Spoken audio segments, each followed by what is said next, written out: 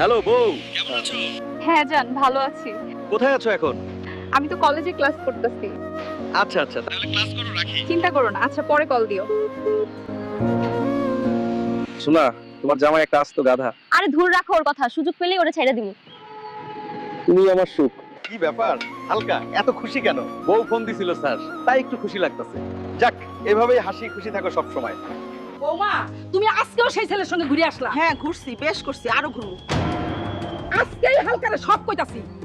হালকা বাপ, তুই তো আমার কথা বিশ্বাসই করস না। তোর বউ আজকেও এক পোলার লগে ঘুরতে গেছে। আরে মা, তুমি বেশি কথা বলো। আমার বউ একজন যথেষ্ট ধার্মিক পর্দাশীল একজন মেয়ে। ও কোনোদিনও এগুলি করবে না। আরে রাখ তোর পর্দাশীল, একদিন পস্তাবি। আম্মা, আমি বয়ফ্রেন্ডের সাথে ঘুরতে যাইতাছি, রান্না বান্না সব করে রাখেন। ছি ছি, আজকেও যাইতাছে অন্য পোলার লগে, এর বিহিত আমি করতাছি। দাঁড়া। জান গো, আর ভালো লাগে না। কালকে সকালেই টাকা পয়সা যা আছে সব নিয়ে তোমার কাছে চলে আসবো। তাহলে আমি সকালে অপেক্ষা